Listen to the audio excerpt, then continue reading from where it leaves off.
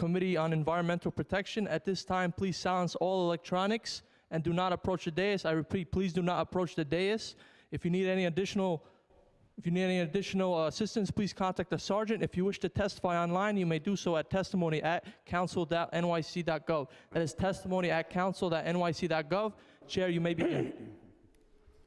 Thank you.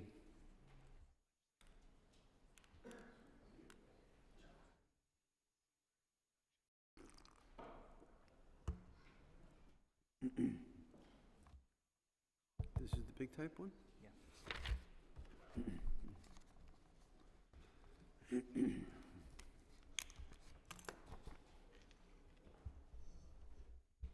Okay. Good afternoon. I am Councilmember Jim Gennaro, Chair of the Committee on Environmental Protection, Resiliency, and Waterfronts. Today we'll hold an oversight hearing on DEP's efforts to maintain the quality of New York City's drinking water, particularly with regard to the filtration avoidance determination, commonly referred to as the FAD, that DEP was granted by the EPA in 1997. This committee and this council were deeply engaged in years of delegate negotiations between the EPA, New York State, New York City, the Coalition of Upstate Towns, and what was known as the Environmental Coalition, which was a group of the federal government and the upstate towns to keep the New York City drinking water supply watershed unfiltered and pristine in perpetuity. The 1997 FAD was the result of a very historic Memorandum of Agreement, or MOA, of all the aforementioned parties. I know this well because I was there for those years leading up to the MOA as the policy analyst at that time for this committee. This committee went upstate to engage the Coalition of Watershed Towns to work to get to yes on this historic agreement. And more than 30 years after this process began, and now 27 years since the FAD MOA, the FAD has been reauthorized several times because of DEP's dedicated stewardship and investment in the watershed.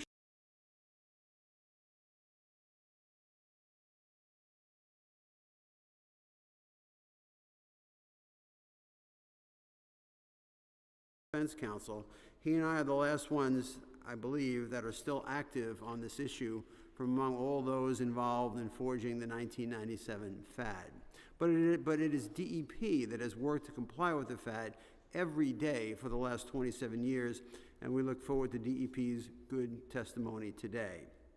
Additionally, this committee will be hearing introductions 33, 225, 816,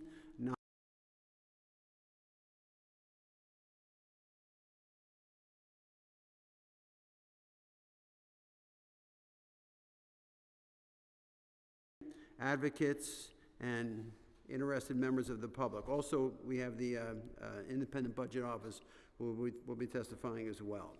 New York City's potable water infrastructure is truly a marvel of urban planning and engineering. Every day, about 1 billion gallons of water, sourced across 3 watersheds spanning thousands of square miles, is collected, treated, and routed via 7,000 miles of delivery infrastructure to New York City residents, as well as to some very lucky residents of Westchester, Putnam, Orange, and Ulster counties. DEP services about 1 million customers north of New York City. Our tap water is widely regarded as among the finest and tastiest in the world, and is believed to be the secret behind the city's amazing pizza and bagels. The staff put that in. I didn't want to get hungry in the middle of my statement, but they put it in anyway. Because the water supply is derived from so-called surface waters, meaning from reservoirs fed from rivers, streams, and precipitation, federal law requires DEP objective and stringent water quality standards such that filtration is unnecessary. I think it's appropriate for me here to mention that it's very rare for a watershed that for a surface water watershed not to have to abide by the surface water treatment rule of the Safe Water Drinking Act, which requires that all watersheds that use surface water be filtered. And when that rule was first put into effect, there was no such a thing as a filtration avoidance determination. There was no provision in the rule to get one. If you use surface water, you had to filter. And it was the EPA administrator under Bush 41, who was on his way out of office, I think his name was Riley, who thought it'd be a good idea for those watersheds that were completely pristine not to be burdened, not to have the regulatory burden of having to put up a filtration plant when they didn't need one. And so many watersheds, try to apply for a FAD and are turned down, and there are precious few that actually have that. We'll hear that in the testimony of DEP. New York City was a real challenge in that we have, the number that was thrown around 30 years ago is 50,000 people living in the watershed. I don't know what the number is now. We have scores of sewage treatment plant that discharge, and the EPA had some trepidation about even considering to give us a FAD. And this is kind of like old guy lore here. When like when you know stuff, you want to share it with younger generations. So the EPA did a smart thing. They impaneled a blue ribbon panel of 10 watershed experts from around the country, and they deliberated for a while, did all kinds of analysis, and they came back with the unanimous report or the unanimous conclusion that New York City, that the EPA should not even entertain the notion of giving New York City a FAD. And so EPA, with that in hand, went to New York City and said, we're going to make some history here. You got a lot of people living in this watershed. We got this panel of experts. Every single one says we shouldn't even be entertaining this. But we're going to jump you through all kinds of hoops, make you do all kinds of investments, do land acquisition, a farm program, new watershed rules that hadn't been updated. While at the same time putting DEP on a track of building a water filtration plant, just in case this process didn't work out for maintaining the FAD. And the EPA was so interested in this that ordinarily the EPA devolves primacy over the day-to-day operation itself, held on to primacy itself for 10 years, which it rarely does. And so it's good for people to know that we made a lot of history, and a lot of good people came together to make this happen.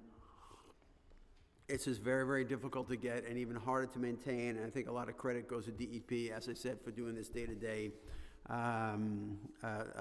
upholding of the FAD. Now the FAD police are like the New York State Department of Health. And so as they say, now you know.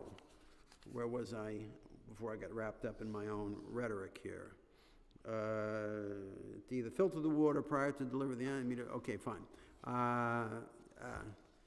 Specifically, having a FAD, this means that DEP must maintain adequate disinfection systems, implement watershed control programs, keep concentrations of turbidity, which is kind of a fancy way of saying sediment, and there are things that you don't want in water that can attach to these particles, and so we have to, keep our concentrations of turbidity low, below certain thresholds, and meet other requirements, or risk losing our filtration avoidance determination, the FAD. The FAD came. If things happen, it can go away, and then we have no other option than to build a filtration filtration plant, which at the time was estimated 30 years ago to be $6 to $8 billion. Who knows what it would cost today? I look forward to hearing from DEP about the good work they are doing to safeguard our drinking water supply and maintain the status of our FAD.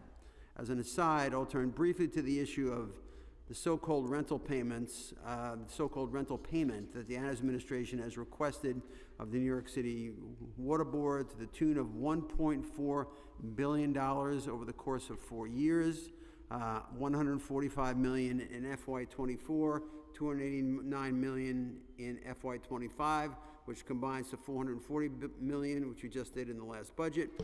This comes from water rate proceeds with additional rental payments announced by the administration every fiscal year through 2028. The rental payments really have nothing to do with DEP. They're not the bad guys here, but there is a bill on the docket today that involves a rental payment, so I thought I'd give you a little background on the rental payment. Continuing in that, let's see. Earlier this year, the Water Board announced that it would increase water rates by 8.5% in 2025, in no small part to cover the rental payments that the Adams administration is charging the Water Board to lease the city's potable water and wastewater infrastructure. To be clear, this is the city charging the city for the use of city property and the proceeds of this scam.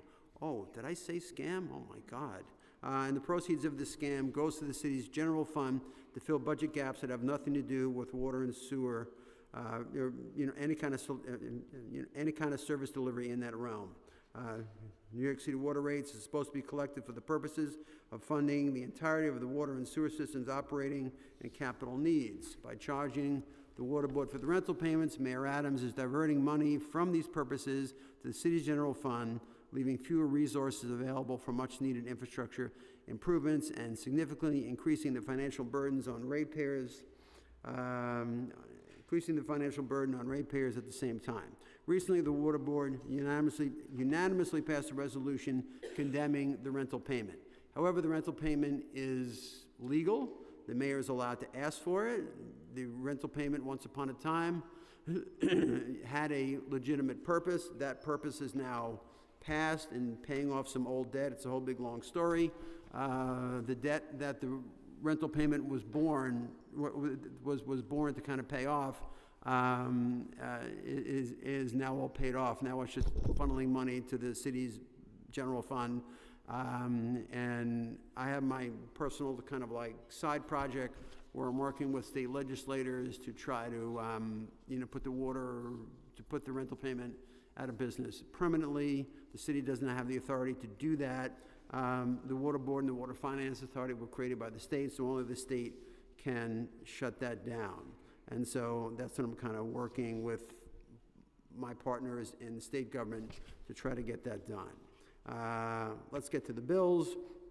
My bill, Intro 816, would require DEP to provide written notice to ratepayers every time the city requests the base rental payment for our water and sewage infrastructure from the New York City Water Board no later than 15 days before the first water rate hearing following the request of the rental payment from the Water Board. No, the rental payment, that would be from the mayor. You get what I'm talking about. Requesting rental payments from the Water Board requesting rental payments from the Water Board, which is done by the mayor, amounts to a hidden tax on property owners, and any time an administration chooses to take this action, the ratepayers should be informed. So that's really like a notification thing. This is not the end of the road. I think I'm starting with that, but eventually I'm not going to be satisfied until the rental payment is out of business. It's a very seductive hidden tax that no one knows about, why it's so enticing for OMB, where I used to work once upon a time, to grab money like wherever they can when the city's trying to make a budget. That's what's really going on here, but they shouldn't be allowed to do that. If I have anything to say about it, they won't. Back to the text. Additionally, I have introduced a resolution, Resolution 83, which would call upon the New York City Water Board to notify all council members and community boards at least 30 days before a public hearing concerning an annual water rate, an annual water rate increase. While the Water Board currently cannot change the water rate without both holding a public hearing notice at least 20 days in advance, as well as holding public hearings in each borough, each of which we notice 7 days in advance. Judging from the lack of public participation at these hearings, the Water Board's current method of public notice are not sufficient. We'll also be hearing another of my bills. How many bills do I have on? We'll also be noticing another of my bills, Intro 33, which require DEP to notify relevant community boards and member offices 48 hours in advance of any planned work that might lead to discold water or reduction in water pressure. Intro 225, sponsored by Councilmember Holden, my left, would require DEP to post information on its website pertaining to schedule and requested infrastructure. You know what, I'm gonna let Bob talk about his bill in a minute. Better to hear from him than from me. We're gonna hear Intro 900, sponsored by Councilmember Powers. Councilmember, I'm assuming you're gonna wanna speak on your bill as well. Okay, we'll let Councilmember Powers talk about his good bill. And Intro 1067, sponsored by Councilmember Williams. Is Councilmember Williams? I got my reading glasses. What's that? Oh, Zoom, okay. Where was I? Intro 1067, sponsored by Councilman Williams, would require DEP to issue a request for proposals for a community-based organization, or CBO, to identify residential. Oh, you know what? She's going to talk about this. So I'll just let her do that. I'm up to the good part, thanking people. I'd like to thank the committee staff, polyanalyst Ricky Chawla and Andrew Bourne, legislative counsel Austin Malone, to my right, financial analyst Tanvir Singh, as well as my legislative director, Josh Gachette, for all of their hard work. I'm going to recognize the council members that are here, then we're going to call upon the members that have bills on, and they're going to talk about that. We have a so with us, we have a council member Holden, council member Mamarato, Powers, Brannan, Wrestler, Williams on Zoom. We also have council member Aviles. And with that said, why don't we start this way and just go around? I recognize Councilmember Powers to speak on his bill. Councilmember Powers is duly recognized. Thank you, Chair Gennaro, and nice to see everyone here today. And thank you to the committee for letting me speak about Introduction 900, my bill to increase access to drinking fountains and water bottle refill stations in public spaces across our city. I think this summer's heat wave underscored an issue that has long remained under the radar for many New Yorkers, which is the lack of water fountains and reusable water bottle stations in our city parks. While the city's efforts to expand the number of publicly accessible drinking fountains in recent years have been admirable, and I want to give them credit for that, in many of New York's most densely populated neighborhoods, the number of water fountains falls short of meeting the community's needs. Access to drinking water is a fundamental right for all New Yorkers and visitors, and ensuring this right is safeguarded is essential for public health and our city's overall well-being. The lack of convenient refilling stations promotes reliance on single-use plastic bottles, which of course undermines the city's efforts to reduce waste and combat pollution. Intro 900 will require the addition of 500 new drinking fountains in our public spaces by 2030, including water bottle refill capability and an emphasis on accessibility. It will require these new fountains to be distributed equitably throughout the 5 boroughs so that all of our neighborhoods have access to this. It also requires our city agencies to make recommendations on whether the program should be expanded and what challenges and issues are presented in the program. Each refillable water bottle filled at a public fountain represents a step towards reducing our environmental impact and increasing access to clean drinking water for our constituents. Of course, anybody who spends time inside of a city park, whether you are a family with children or walking your dog or just taking a walk through, having access to that water fountain, particularly on a hot day, is extremely meaningful. And for people who spend a lot of time in those parks that don't have access to it, it can mean a whole lot to them and their family to have access to good drinking water, and of course to not have to rely on single plastic bottles in order to do that. I want to give a lot of credit. I have some constituents and friends who are here today who have been working on this. I want to give them credit for being here and their work and their idea to continue to build on existing efforts inside in the city to expand access to water. I, of course, look forward to hearing from testimony from the DEP, who I know will certainly be in support of this bill and working closely with the administration to make this goal a reality. I want to thank Chair Gennaro for hearing this bill today and giving me an opportunity to speak on this important issue, and looking forward to hearing from the public as well. Thanks so much. Thank you, Councilmember Powers. I recognize Councilmember Holden to speak on his bill, followed by Councilmember Williams on Zoom to speak about her bill. Councilmember Holden. Thank you, Chair Gennaro, and thank you to the members of the Committee on Environmental Protection for the opportunity to present my bill, Intro 225. This legislation would require the Department of Environmental Protection to publish information on its website about requests it receives and work it has scheduled, anything from catch basin maintenance to hydrant repairs and other essential tasks. I know this may seem somewhat complex, but it's actually not. It's very straightforward. With today's technology and the clear need for transparency, this bill would empower the DEP to create a public database similar to tools that other agencies do, like, for instance, the New York City trees map, and the DOT case status map. So this is done already. Such a platform would allow New Yorkers to see updates on catch basins, hydrants, sinkholes, and other infrastructure showing when an issue was reported and when it was inspected and when it was repaired and is slated to be repaired. While this may seem like some work, I am confident the DEP can meet this standard, just like other agencies that I mentioned have done.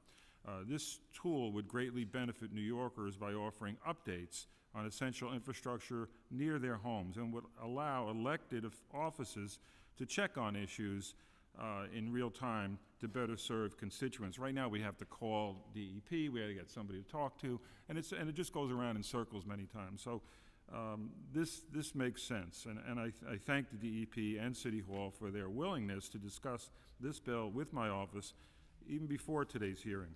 I look forward to hearing from the DEP and working with them to make any necessary adjustments to help bring this valuable resource to life. And again, I want to thank Chair Gennaro for allowing me to speak, and then for also hearing the bill today. Thank you. Thank you, Councilmember Holden. It's a pleasure. Next, I recognize on Zoom Councilmember Williams to speak on her bill. Councilmember Williams. Hello, thank you, and good afternoon, Chair, members of the Committee on Environmental Protection. Today, I am proud to sponsor 1067 being heard today, a bill designed to address a pervasive and overlooked threat impacting residents across New York City: groundwater flooding. Groundwater flooding has damaged countless homes, affected essential infrastructure, and disrupted the lives of families in our communities. Yet, despite DEP's awareness of these challenges, little has been done to systematically identify affected properties or connect homeowners with the resources they need for repairs and flood adaptations. In Southeast Queens, groundwater flooding has worsened significantly since 1996, when the city's DEP took over the Jamaica Water Supply Company, which had previously managed water levels by pumping from local wells. DEP's cessation of well pumping caused the water table to rise by at least 35 feet, as admitted by the agency in 2007. DEP recognized the need for interventions then, but has yet to deliver an effective citywide solution. The results are evident throughout our communities: constant basement flooding, damaged homes and schools, and ongoing health and safety risk. For years, residents have been left to run costly electric pumps 24/7 to keep floodwater out of their homes, all while receiving little support from government.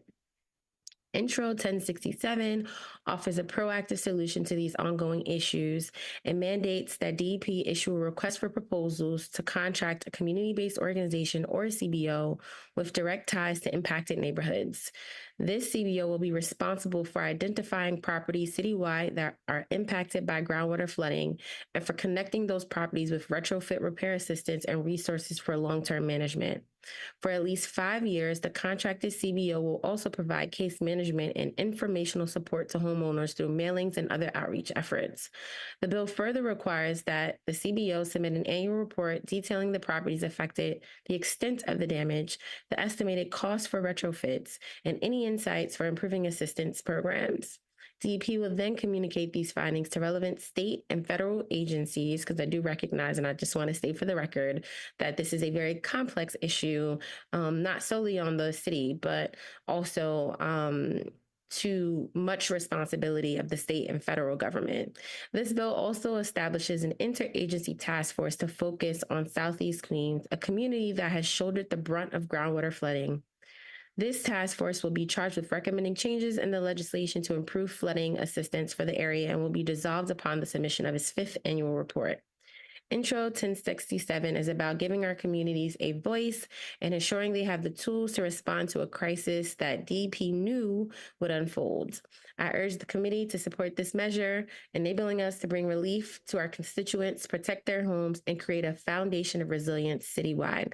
Thank you so much, Chair. I've looked at many documents from my constituents from a few decades ago and smiled to see that you were the council member then, and I know as a staffer, when Archie Spingner was the council member, you know this issue very well. So thank you so much to you for hearing this bill today, and I look forward to working with DEP. We are working with them, so thank you already to DEP for really working with the Southeast Queens community to find some sustainable solutions. Thank you so much. Thank you, Councilmember Williams. Your comments were most gracious. I appreciate it. Thank you. And before you swear in the witnesses, I saw before we have former Assemblyman Bill Scarborough is here. He'll be testifying, and although he's no longer in office, he's still very active, particularly on environmental issues. He works a lot with Manny Kaufman. Is Manny here today or whatever? Okay. But I want to recognize Assemblyman Scarborough for his good work, and a lot of Queens elected officials stand on his shoulders for his decades of service to the people of Queens and the people of the entirety of New York State. Good to see you, Bill. Robert Cataldo is here. I give the mayor's office a hard time a lot, and Robert is always a very good sport about it. So if I'm going to be that guy, then at least I can, give recognition for his, always good-natured interactions with me when I probably deserve less than good-natured interaction. Let's put it that way.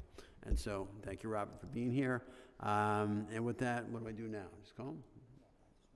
Okay. The council will swear in the panel, and then the commission will introduce his colleagues and proceed with this good testimony. Please raise your right hand. Do you affirm to tell the truth, the whole truth, and nothing but the truth, and to answer all council member questions honestly? Thank you. You may begin. Oh, hang on. I got the big print version of your testimony. My staff is so good to me. Okay. I am good to go. Thank you, Commissioner. All right. Thank you. And good afternoon, Chair Gennaro and members of the Committee on Environmental Protection, Resilience and Waterfronts. I'm Rohit T. Agarwal, Commissioner of the Department of Environmental Protection, and I'm joined today by Assistant Commissioners David Warren and Shiloh Williams of the Bureau of Water Supply to talk about the Filtration Avoidance Determination, the FAD, and the preservation of our water supply in general. I will also share DEP's perspective on the several bills being heard today. New York City's water supply comes from a network of 19 collecting reservoirs upstate, ranging from Kensico and Westchester to Schoharie and Cannonsville, each more than 100 miles away from the city. Two other reservoirs, Hillview and Yonkers and Jerome Park in the Bronx, are only holding reservoirs and do not collect runoff. Typically, 10% of our annual water consumption comes from the Croton network of reservoirs in Westchester, Putnam, and Dutchess counties, which are the oldest reservoirs and are the successors of the original Croton system of 1842. Croton water is all filtered at our Croton filtration plant in the Bronx, which opened in 2015. And as you know, due to the currently ongoing repair of the Delaware Aqueduct, roughly 30% of our water right now is coming from the Croton system. In normal periods, 90% of our consumption comes from the Delaware and Catskill watersheds, which are entirely west of the Hudson River. These two watersheds are covered by the FAD, which allows us to avoid filtering the water from these systems. The water is treated with both chlorine and ultraviolet light to disinfect it, but we rely on natural systems to keep the water clear. Going back to the origins of New York City's water supply in the 19th century, state law had given New York City the authority to regulate certain polluting activities in the watershed to keep the water clean. This gave us a head start when, in 1989, the U.S. Environmental Protection Agency promulgated the Federal Surface Water Treatment Rule. The rule required all surface water supplies like New York's to be mechanically filtered unless the water supplier could demonstrate the water met certain health-based criteria and that there were controls in place to protect against contamination.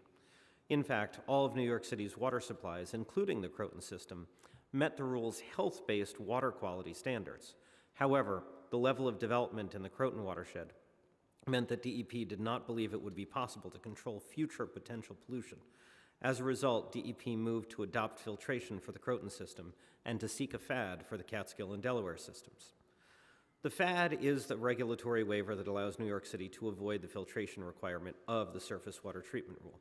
It is based on the ability of New York City to convince the EPA, and now, as the chair pointed out, the New York State Department of Health, that there are controls in place to protect against future pollution. There are many tests and reports that are required to document that we are maintaining both water quality and ongoing pollution prevention. And there are key tests we could fail, which would lead the Department of Health or EPA to mandate that New York City immediately move to build a filtration plant. The FAD also requires us to develop and maintain contingency plans for such a situation. When we speak of the FAD, as the chair pointed out, we are in fact speaking of several interconnected protocols. The FAD itself is a 10-year directive from the State Department of Health. The current FAD is up for renewal in 2027. Following the issuance of the first FAD in 1993, DEP was a party to the New York City Watershed MOA, as the chair mentioned, which was signed in 1997. In addition, DEP's land acquisition activities in the watershed in compliance with the MOA are authorized by a withdrawal permit, which is granted by the New York State Department of Environmental Conservation. This permit expires in 2025, and we are currently negotiating the next 10-year permit. The FAD is a globally recognized pioneering example of payments for ecosystem services. Ultimately, by protecting nature and compensating watershed residents for the costs of those protections, New York City water ratepayers are paying to ensure that nature can filter our water, and thus avoiding the expense of building and operating a massive filtration plant. Since 1993, New York City has invested roughly $2.5 billion in the programs that make the FAD work. This is a sizable investment, but one that continues to pay off and is far smaller than what a filtration plant would cost. In 1993, when the first FAD criteria were implemented, the main risks to our water supply were human and agricultural. As a result, the FAD broadly includes 3 cornerstone programs. The first was the Land Acquisition Program, which preserves the pristine landscape that produces high-quality source water and protects against excessive development. When the reservoirs were constructed, the city purchased about 78,000 acres of land. Since 1997, we have tripled our footprint, purchasing an additional 155,000 acres in the watershed as buffer lands for water quality protection. By comparison, the entire land area of New York City is roughly 194,000 acres. We own more land in the watershed than there is land in the 5 boroughs. The second program addressed wastewater from the population of the watershed. DEP funded the installation of high-level treatment technology on more than 30 existing wastewater plants in the watershed.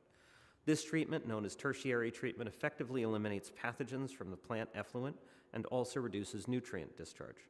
Further, DEP paid to construct new centralized wastewater systems in more than 20 communities.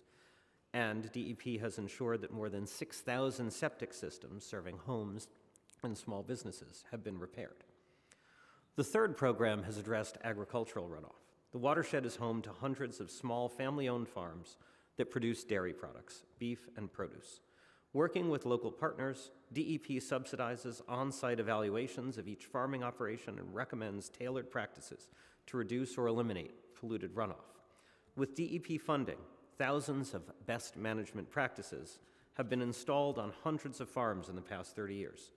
These BMPs have the added benefit of often enhancing farm operations and profitability, thereby sustaining farming as a vital part of the watershed economy. These are voluntary programs, and today 90% of the large farms in the watershed participate. The FAD relies on a network of watershed partners who receive funds from DEP and implement our programs.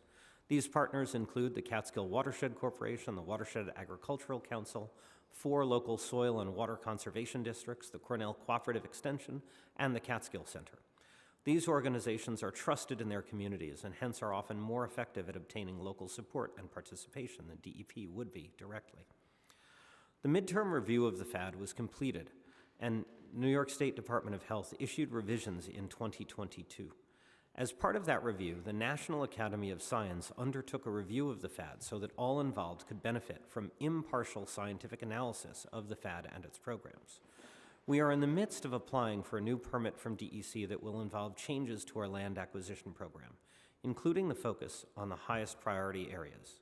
The next FAD is due to be negotiated for 2027, and we are already assessing what will be required for the FAD to continue for the foreseeable future.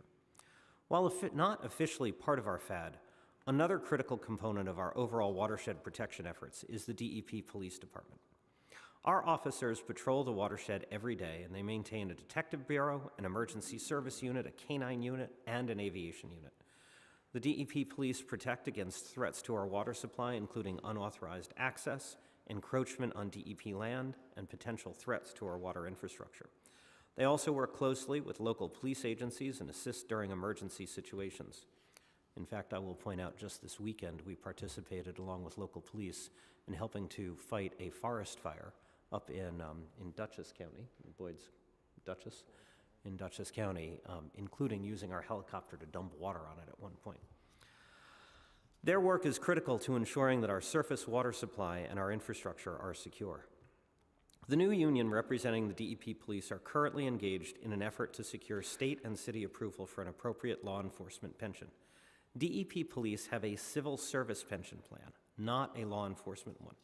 This means that DEP police cannot retire until age 63, while most police officers in New York State can retire after 25 years of service.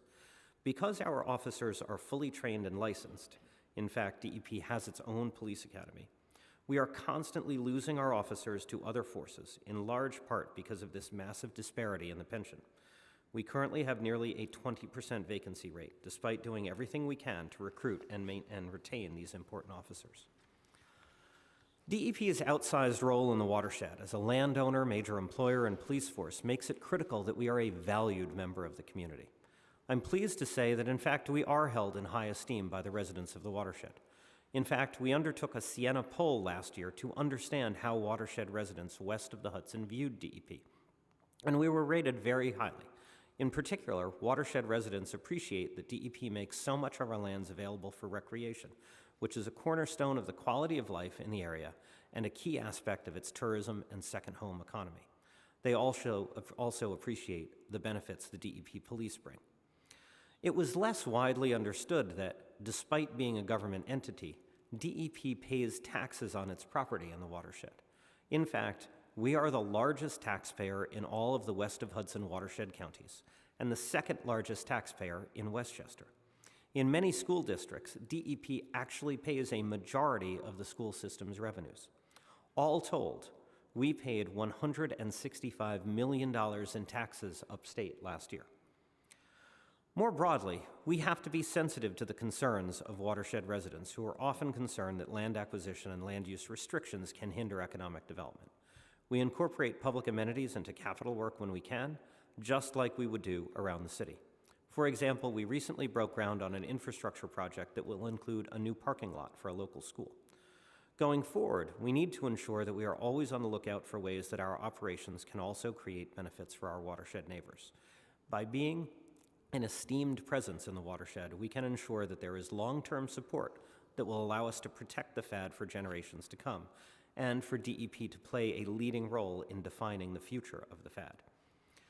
As successful as it is, the FAD is not necessarily permanent. It can be revoked on fairly short notice if we fail to fulfill our obligations or if our water quality fails to meet standards, even if those standards are caused by storms or other factors beyond our control. There are only 6 water systems in the United States that have FADs or their equivalents, and one of them, Portland, Oregon, recently lost their FAD because of the detection of naturally occurring pathogens that had not been in their source water before and required filtration to eliminate.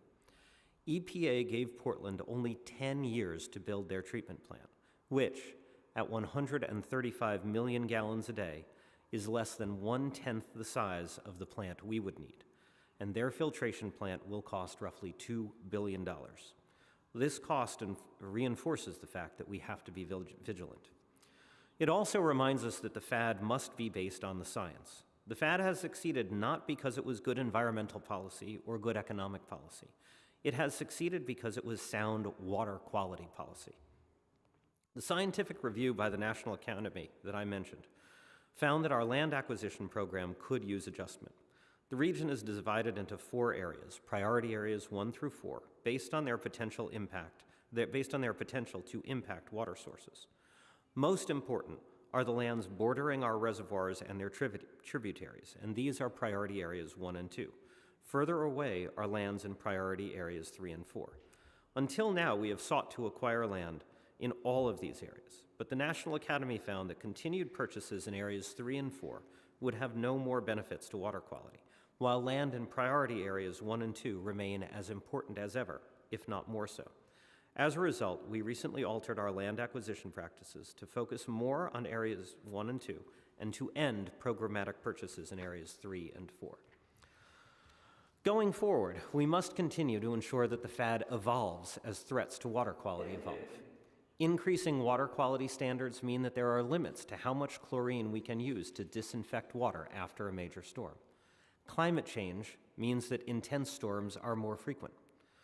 While we have traditionally worried about human and agricultural contamination, the massive rebound in wildlife populations, particularly around the Kensico Reservoir, means that these are also now a source of potential contamination, especially after severe storms and after the short-term extreme droughts that climate change may bring, and in fact is bringing since we are in one right now.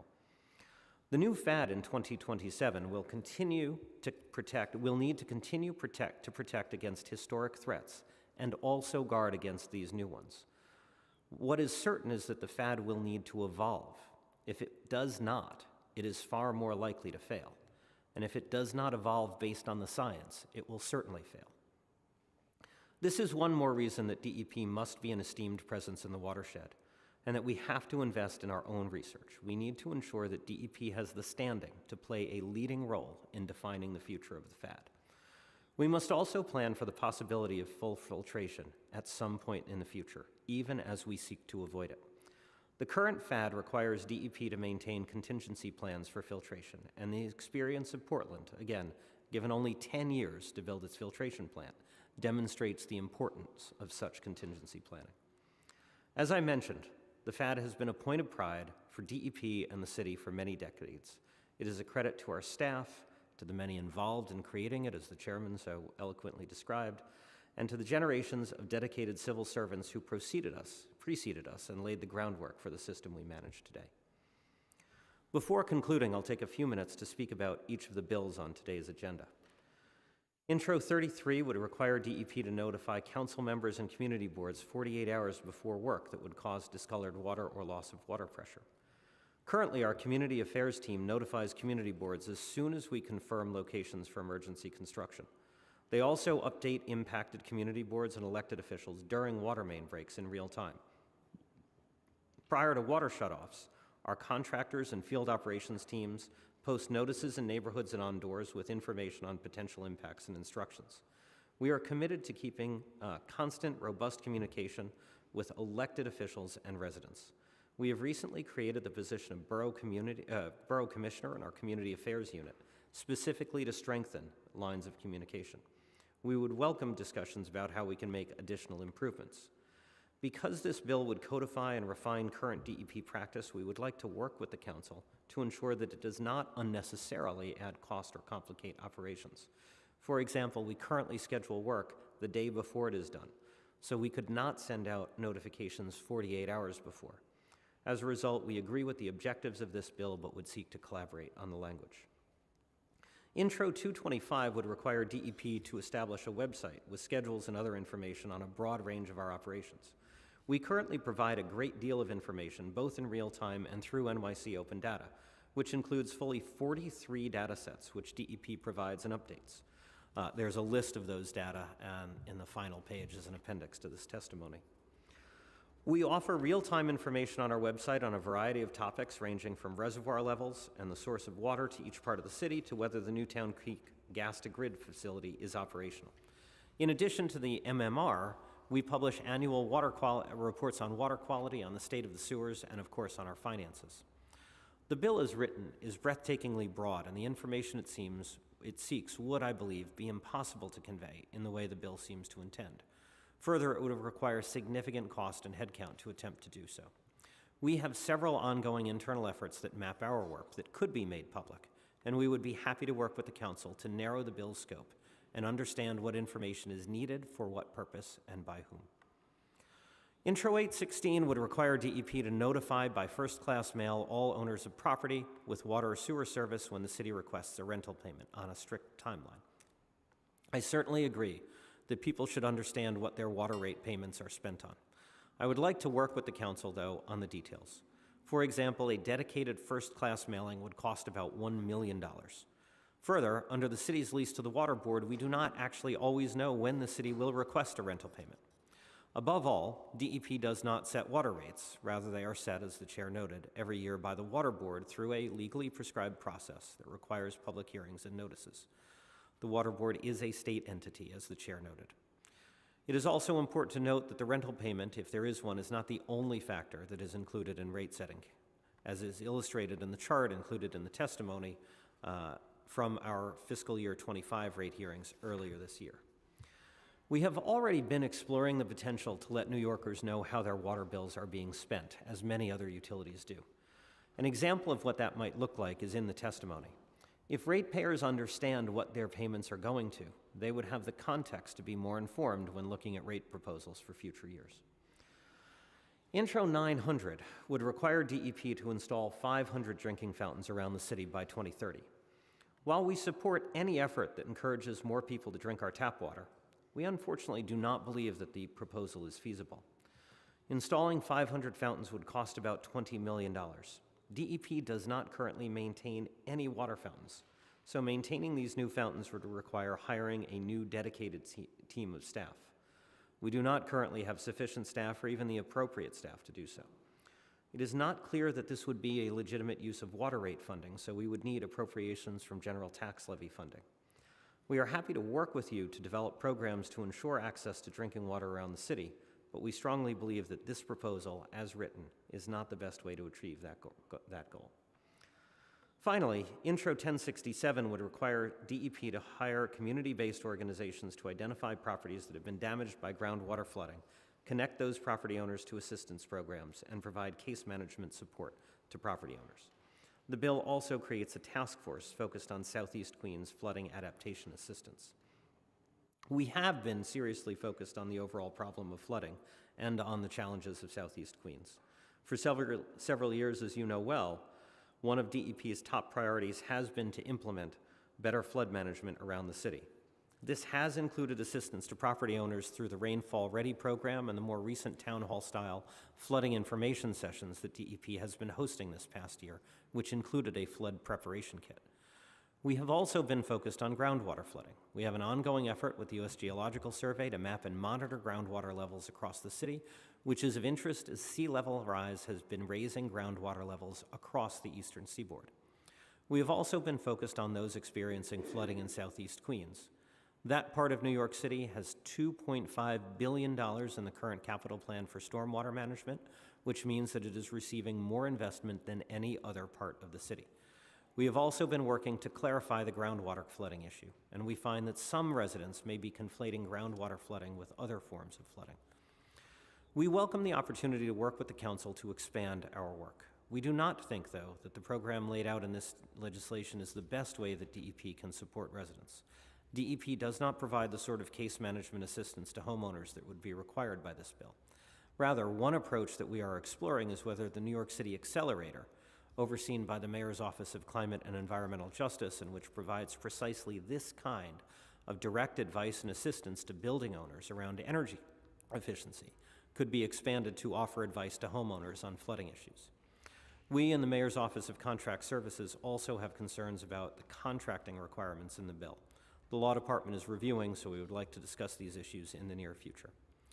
Today's hearing covers a number of important areas. I'm joined by several colleagues in addition to my two colleagues here at the table, sitting here with me and behind in the audience, and we are happy to answer any questions that you have.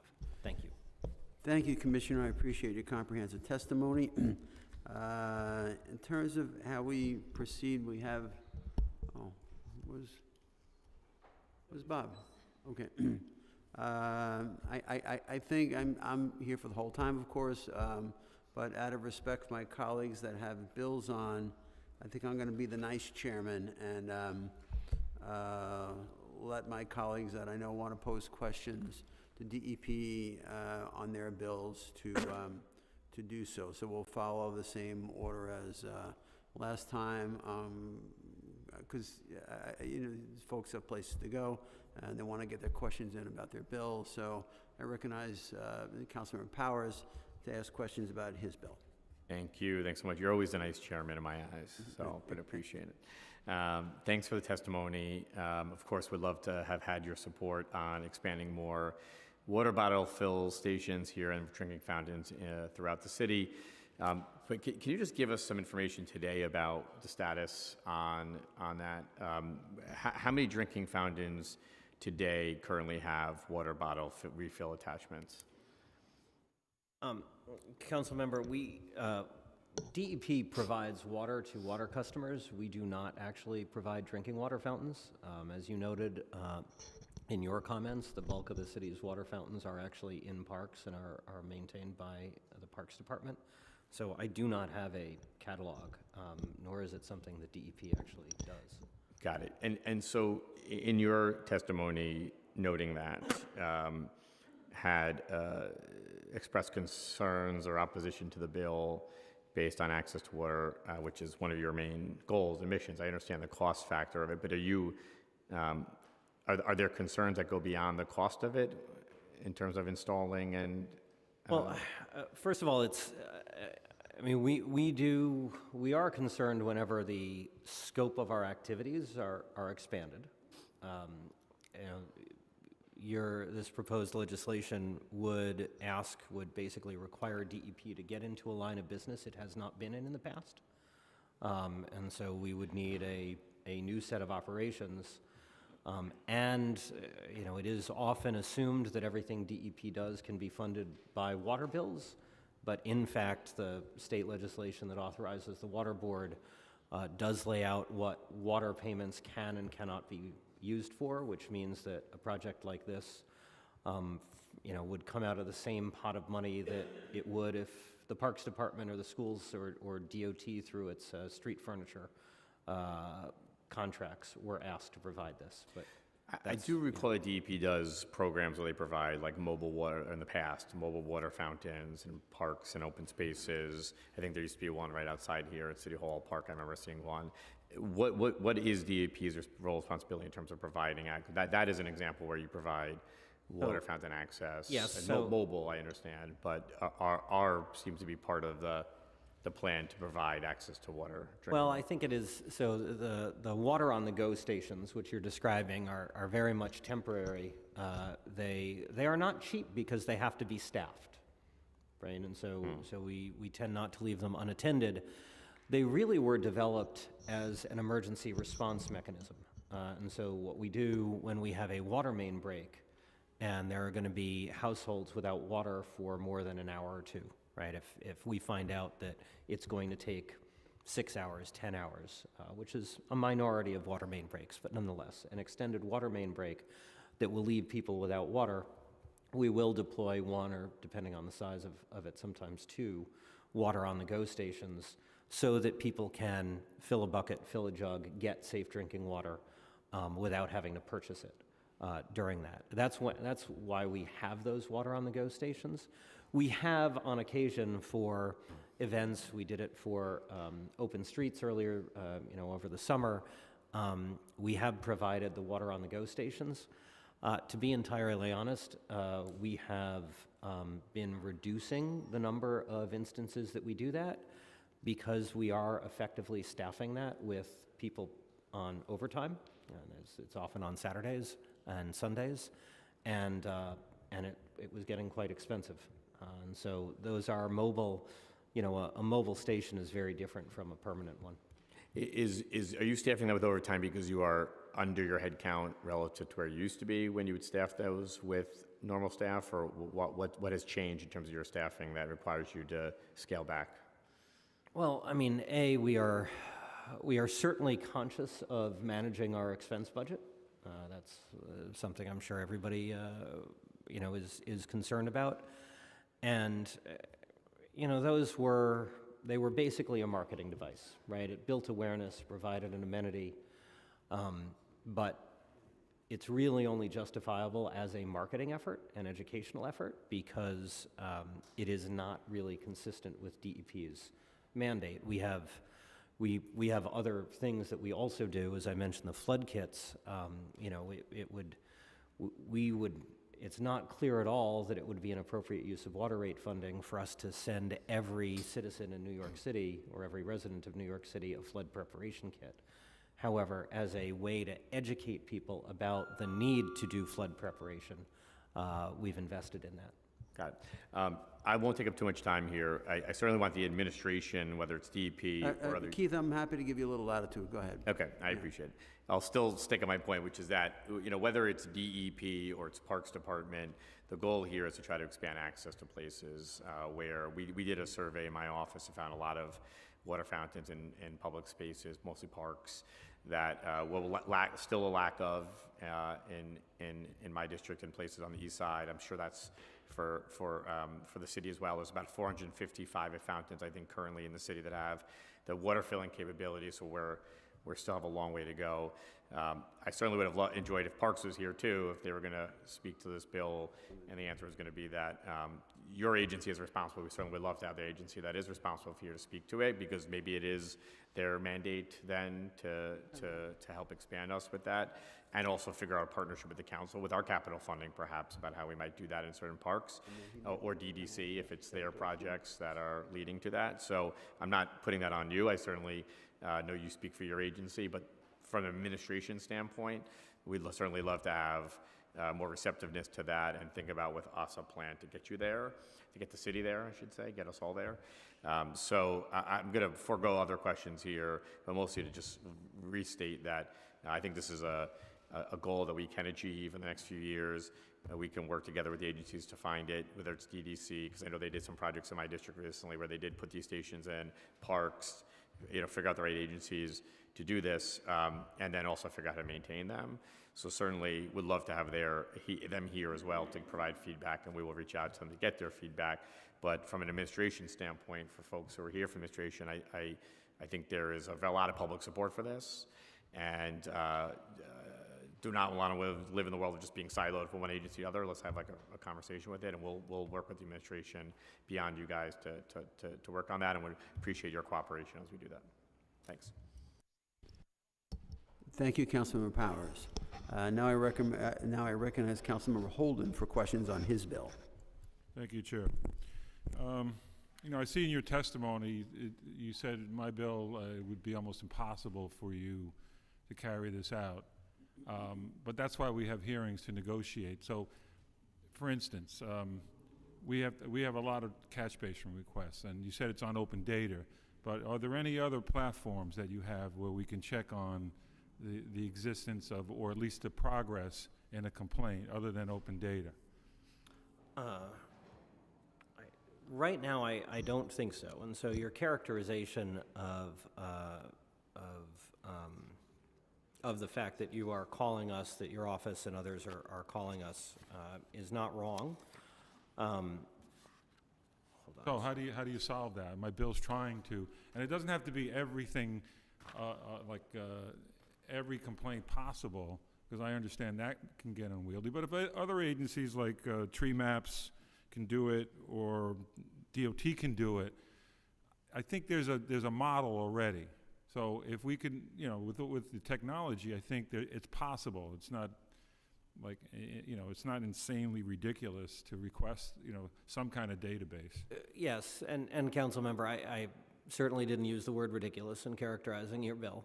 I said what I mentioned in the testimony is that we do have a number of dashboards that we use in our operation, and your bill is prompting us to take a look at those to see what of those we might make available, and we'd be happy to work with you on the specifics. I think there are some, you know, for example, we have a schedule of when catch basins are due to be inspected.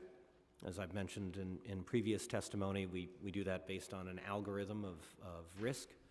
However, that schedule is not necessarily fixed because the same crews sometimes are the ones who do the cleaning, and so if you find a lot that need cleaning, that's an inspection, then the inspections get delayed and we do more of the cleaning. And usually it averages out, so we maintain a kind of a predictive schedule, but sometimes that happens. And then, of course, the cleanings aren't scheduled unless and until there is a finding, either that, a finding that an inspection yields that it needs to be cleaned. So, as I said, and as I appreciated in your statement, I think there's a way for us to work with you to use the data we have, and we will be happy to talk with you and your staff directly on the committee. Right, because here's what's happening on the front lines, and I guess you know some of this, but for instance, we have a catch basin that needs cleaning. Somebody says there's an odor, it's been going on for months, we can't get anything done, and then the person tells us, well, there's a car always parked in front of it, and DOT doesn't even come out and put out a no parking sign the night before. So, and that's even in front of my house. I have the same situation. They never clean it. And you could, on certain days you really get it's a terrible odor coming from it. But for instance, I get, the biggest complaint I get is about water possibly being brown. I'm getting brown water, or it's discolored. Why is this happening? Something very simple like DOT is milling the streets in the area, so that probably shook, I guess. I'm just guessing on whether that would cause, that discoloration of water. But there's a million other things, and again, it doesn't have to be, we could look at the top 15 complaints, what people care about, and then put that on some kind of, and just like we could log the complaints, and it might just take a few employees, I don't know. I mean, that's up to, I guess talking to the other agencies and see what they do, it might be a good thing. But I get a lot of sinkholes, fire hydrants leaking that take a very, very long time. But the sinkholes are all over the city, and I guess DEP puts it in priority because sometimes they go on for years. And so that's where we could say, we're expecting this to be done in 2025, toward the end, or depending on the severity of it. So other than personnel, what are the barriers from your agency to do this, or preventing you? Because you came out really kind of against it. Well, council member, what concerns me and us is really the list of things here. As I said, we would be very open, and in fact already have, prompted by this bill, looking at our existing dashboards and our existing schedules, and we'd be happy to share kind of what we think would be easy to do, because if we're already using data to manage our operations, then that should be, and there's nothing sensitive in it, then it would be very easy for us to share. Creating a new data set or a new set of protocols, that would be where the trouble is. And and I know it can be very frustrating as a nearly lifelong resident of New York. I feel similarly, and Councilmember Powers kind of cited it. Sinkholes are sometimes a DOT task, sometimes a DEP task, and sometimes, to be honest, it goes entirely back and forth. And when you see a sinkhole that takes a very long time, it's usually one of those. And we know this because we get bounced back and forth many times, and that's what this might correct. Because right now, let's say DOT mill. I'm sorry, I just the chair. The chair's not here. There he is. Let's say DOT mills and paves a street, and then when they put the manhole covers on, it's loose. And now we go into another complaint area of DEP saying, well, that's really DOT, because they didn't, when they put the asphalt down, the rim, they didn't clean out the rim, and then it's sitting wrong. And then that happened in me 3 times, and it still happens. So it's like we're getting bounced. And DOT says, no, it's DEP. DEP said, no, it's really a DOT issue. So this is where I think some kind of service where we could see the progress, we could see who has it, you know, if it's DOT, let it go in a database. But I think OTI might, if you work with them, I think they might have a solution to this. Thank you. Thank you, Chair. Thank you, Councilmember Holden.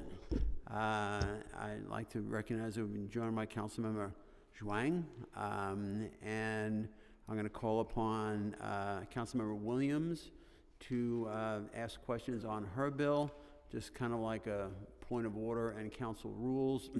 But, you know, the rules of the council require that there be a quorum of council members in the room when a council member is asking questions remotely. So if any of you four were to leave while Nan is asking questions, I'd have to cut her off, and I don't want to do that. And so we have a lot of rules around here. And so I recognize Councilmember Williams to ask her good questions of the commissioner about her bill. Thank you.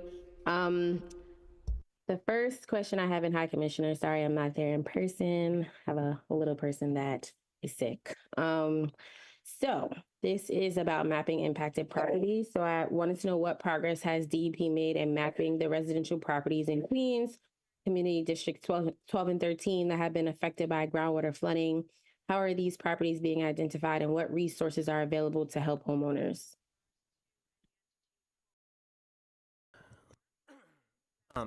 Thank you, Councilmember. You know, as you know, as your question indicates, one of the things that we have been working on since earlier this year, really about February, we started, is an effort to understand who is experiencing groundwater flooding, particularly in your district and some of the areas that have longstanding complaints about the closure of the Jamaica water supply. To date, we've done some targeted outreach, including at one of the flooding training sessions that I mentioned. We've had 75 homeowners contact us or fill out the surveys that we have been handing out and asking for. We've targeted some of those through conversation with the Borough President's Office, who, as you know, has been involved on this issue for a while. And this is actually one of the reasons that I think very strongly that we need to think more broadly than groundwater in helping homeowners. As you know, we've done these citywide efforts, or it was really a pilot. We did a number of these flood awareness meetings because what we found was actually the majority of the people in the area of Southeast Queens that we talked to who replied to the survey, what they described was not likely to be groundwater flooding, right? Groundwater flooding seeps up usually through the foundation. There could be a sewer backup, which comes through the toilets or drains. It could be overland flooding that comes through windows or doors. And that's actually what a large number of the people we surveyed were describing.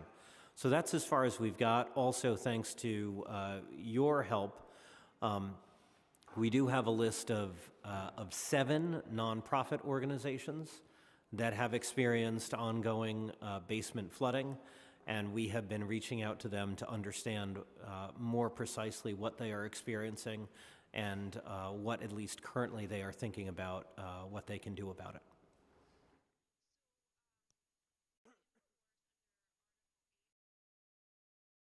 it.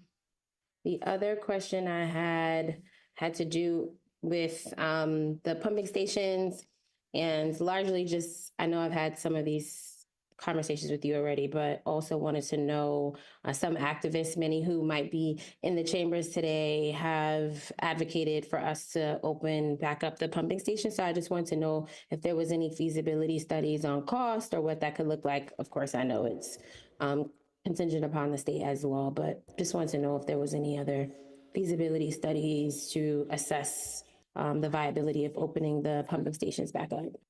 Well, there have been 2 efforts that we've undertaken, or not we've. Two efforts have been undertaken on this topic. One, we took a look over the last year or so at the feasibility of restarting them.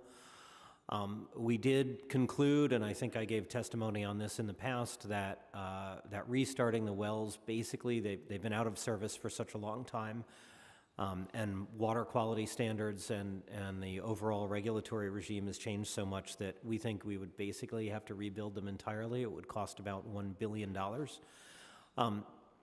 Separately, however, the state DEC, which would have to give a permit for any extractions from the old wells, issued a report that basically said it would be completely unfeasible for them ever to give a permit for us to restart the wells. So in fact, I think we need to be going the other way. I think it's time to start permanently decommissioning the wells, because if DEC, which is the regulating agency, says that they would never give a permit for us to extract water there, then it just becomes infeasible. And just to be clear, the reason there were two concerns that they identified, but the most important one is that they determined that if those wells were restarted, it would have a significantly negative effect on the underwater water supply that Nassau County relies on. Okay, just one more question, and thank you so much, Chair, for your graciousness. On the bill, the retrofit assistance program, I know Senator Sanders convened a meeting between DEP and the New York State Department of Environmental Conservation in May 2024 to discuss flooding assistance and retrofit programs available to his constituents. HCR Resilience Retrofit Program was discussed, and all parties believed there was an effective program to assist homeowners with retrofitting their homes to mitigate flood damage. If Intro 1067 passes, is it the assessment of your agency that homeowners can receive assistance with retrofitting their homes due to groundwater flooding through this program? And has DEP and other sister agencies looked into the effectiveness of this program to provide funding to constituents in need? And lastly, what dialogue has your office had with HCR to make sure the program can serve our constituents here in New York City? And before the commissioner replies to the questions, I'd like to indicate that I'm happy to give the council member a little latitude. She's over her time, but it's a very compelling question. And I'll have the commissioner speak to the questions just posed, and then we'll kind of move on in the hearing, but happy to give you the latitude, Nan. Commissioner. Thank you. Yes, we did have that meeting, as you described. Of course, you participated as well. So to date, we've had a number of conversations with HCR about their program. Right now, my understanding is that they are acquiring or contracting with a new partner to deliver it. It's a reason that they asked us to hold off on actively making residents aware of the program, because they were not in a position to disperse more funding. I think the reality is right now that the pot of money is relatively limited, so it is not clear whether, if we got a lot of New York City residents. Traditionally, that program was marketed only to people on Long Island, even though in theory it's a statewide program.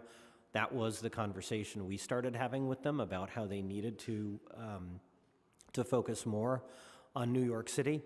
They also, frankly, had been avoiding or excluding those homes that had the most chronic flooding, which seems counterintuitive, and to be honest, I couldn't quite understand it myself. They were basically saying that it's only houses that have occasional flooding that should be eligible, and we've been in discussion with them. I don't have anything definitive to report, and as far as I know, but I will check with staff and we can follow up at our next scheduled conversation, that HCR still doesn't have their new implementing partner lined up yet. Thank you, and thank you, Chair. Thank you, Councilmember Williams. Okay, now it's,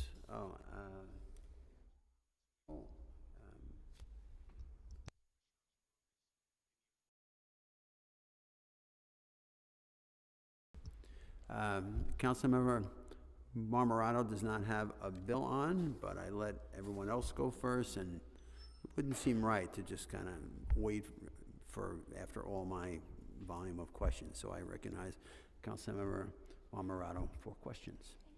Thank you so much, Chair. So it seems like a lot of great legislation is presented here today, and the unfortunate thing is it seems like a lot of them are getting the kibosh because of budgeting and lack of funding from DEP. And I just want to kind of go over something just to kind of get it on record. Councilmember, could you pull your microphone a little closer? Sure. Is it safe to say that DEP provides most of the city's stormwater flooding prevention? Yes. Yes, okay. When we discussed the city of Yes with Chair Garodnick, he had mentioned that over the last year, the city invested $1.2 billion in stormwater flooding. Does that sound about right? I don't have it in front of me, but it sounds about right, yes.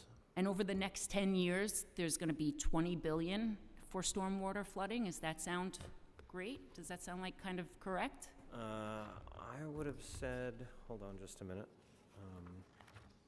20 sounds a little high. It does sound high. Our water and sewer budget in the 10-year capital plan is, I think, 9.7, but that doesn't include all the green infrastructure.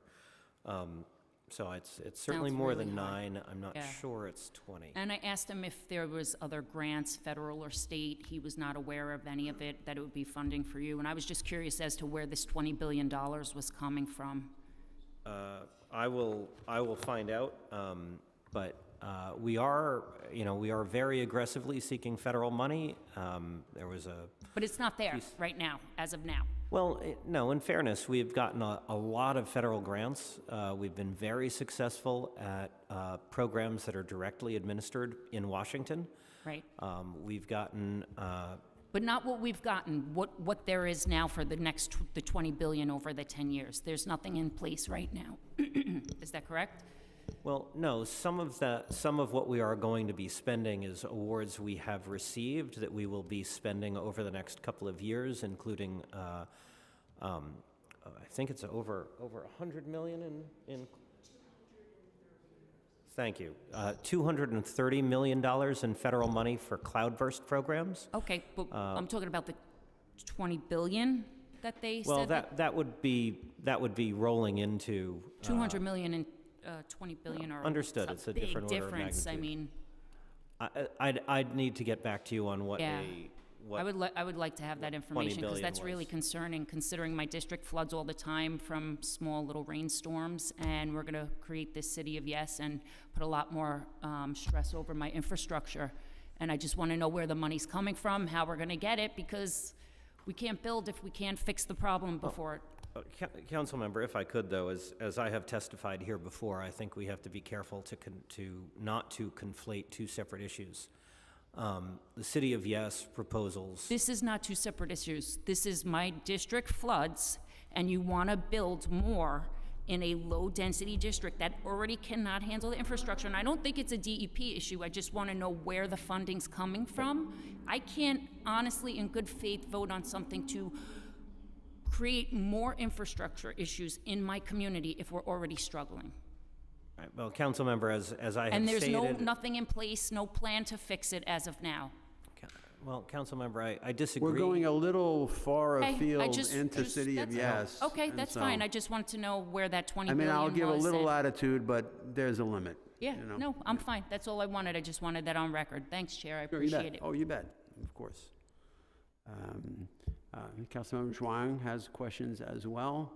I get the Good Guy Chair Award of the Year. Everyone's asking questions before me, and so I'm gonna close the show. So, Councilmember Zhuang, Thank you, Chair. I gladly recognize you for questions. Thank you. I actually have similar question. My district also get flooded, and also a lot of time it's not be reported also. So the flooded chart you guys have in the website is not really reflect the district, because there's a lot of people have flooded because they don't speak English and they don't know how to report it. And then do you guys have other language access program for the people that don't speak English? Yes, of course. DEP, all of our programs are covered by the city's all access laws, and we do comply with those. I think it's important to note that our flood maps are not only based on 311 calls. They are based on our maps of our sewer system, as I mentioned in a previous hearing, kind of a digital twin that we've now constructed. of our sewer system so that we can understand water flows. It's got topographical data in there. It's got historical waterway, wetlands and things like that are in there. So it is not just a question of 311 data that informs those maps. We do not, any model is going to be partially wrong. I will say I've been generally pleased when I have visited neighborhoods that what we see on the map conforms to what people say. There have been occasions when we have updated it because we have found a pocket of something that didn't appear in our model and didn't appear in 311 data. But of course, as you know, 311 is available in multiple languages, and we do ask people to call 311 when they have flooding so that that can be an input into what we do. And also in my district, we also have a lot of time have after the electricity is, it has blackout in my district very often.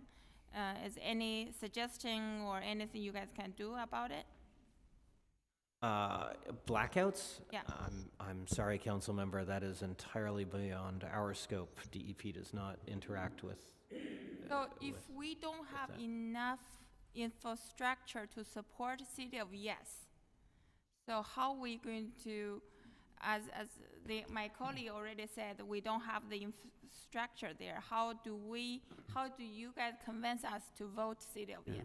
Well, The council chair member, has let me. already kind of, just if I could, the chair has already indicated that we're wandering a little too far into the city of Yes. I mean, there has to be some tenuous connection to the topic before us. And, we're talking about the FAD, which is where New York City's water comes from.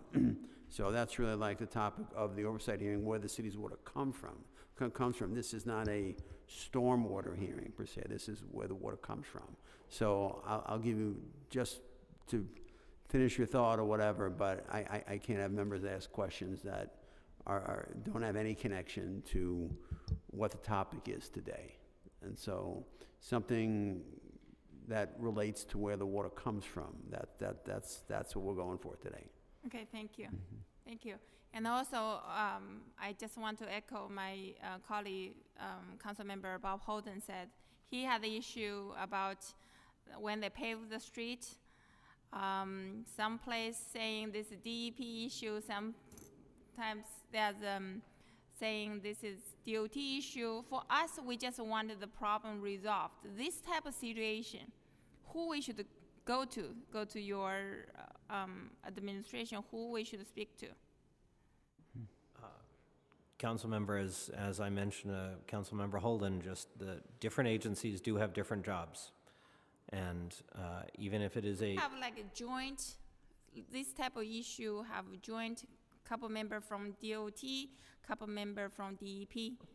Council member, what we do, and in fact has been very successful, we started it on Staten Island, we have undertaken it in Manhattan over the last year or so, and if funding allows, we will roll it out across the city, is a program where we actually have a DEP crew basically embedded with the DOT crew that is doing street repaving.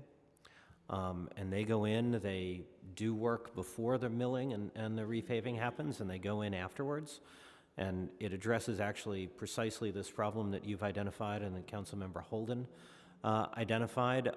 We actually did it, if you look right here on Broadway about 6 months ago, that stretch of Broadway is perfect because we had DOT and DEP working together, and that is the kind of thing that, more than customer service, I think what we really want to aspire to is actually doing the job well in an integrated way, and that's something I hope we will be able to expand citywide.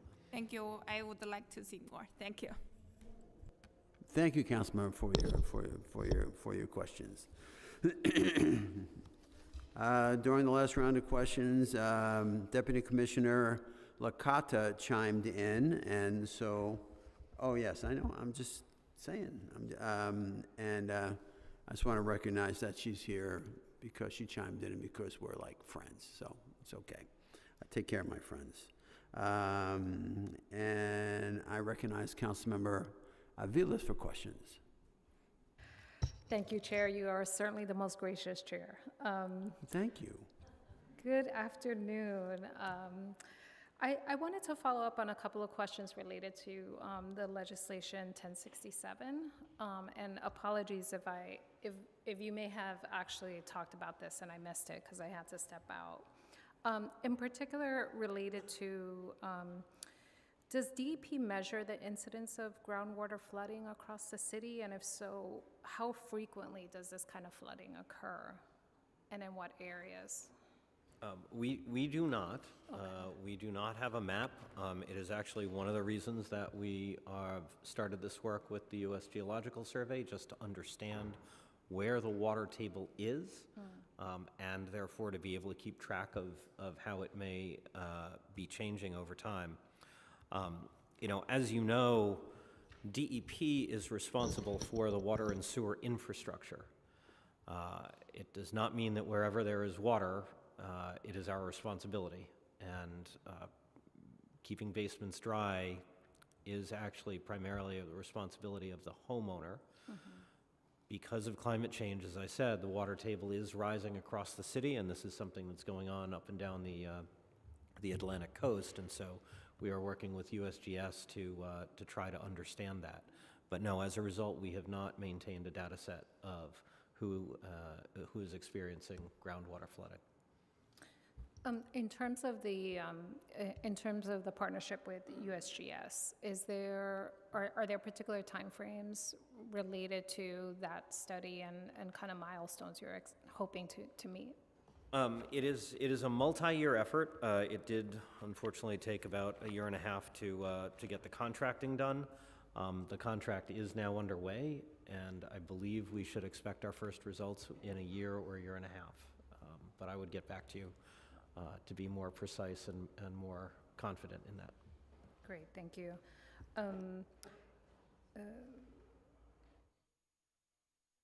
In terms of, in your estimation, what have been some of the most kind of effective infrastructure interventions to remediate groundwater flooding? Well, Council Member, we have not, as I've said, we do not have the responsibility to manage groundwater tables around the city. That has not been part of DEP's role and responsibility. Generally speaking, when a home is built or any building is built, the groundwater table has to be taken into account, and lots of buildings, both around New York City and around the country, actually build in management of groundwater into their basements usually. And so the most effective thing that is often done is what's called a French drain, which is kind of a passive system that allows groundwater to drain out and stay out of the areas that should be kept dry. Many homes have sump pumps that they just use on a regular basis because there are many homes and businesses.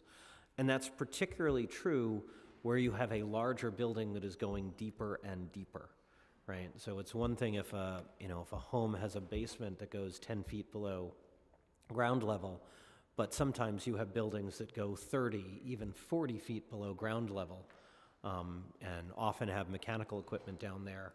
And the reality is that if you're that level underground, there is a high likelihood you're going to have groundwater. No, thank you for that. And what I hear you saying is certainly industry standards in terms of building should be very clear and up to date around climate change impacts. I guess what I'm wondering is where building standards meets kind of regulatory government engagement. So I guess what I'm trying to figure out there is like, how does government set the standards in protection given we know what the trajectory will continue to be? And it sounds like you've started that work with USGS, but it seems like it will probably be more and more if the city continues to experience more particular flooding. I think you are certainly correct in saying that this is something that collectively the city has to take into account. We are excited to get this information from USGS. The building standards, as you know, are led by the Department of Buildings and in some cases by the Department of City Planning. And it may be that at some point we have to think about groundwater the way we are beginning to think about stormwater, the way that we have now dealt with coastal. Yeah, thank you so much, and it was a real pleasure to visit the watershed with your team, so thank you, and I encourage my colleagues to do that. It's quite incredible infrastructure. Thank you, Councilmember. I appreciate it very much. I have great committee members. And yeah, so now I'm going to get going. I'm going through your statement here as I normally do. I was making notes here.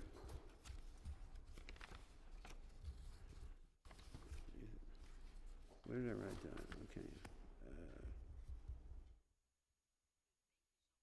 Okay.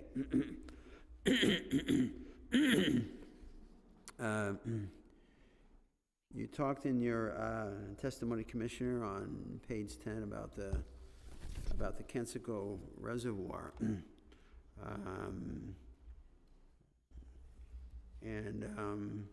Now, once upon a time,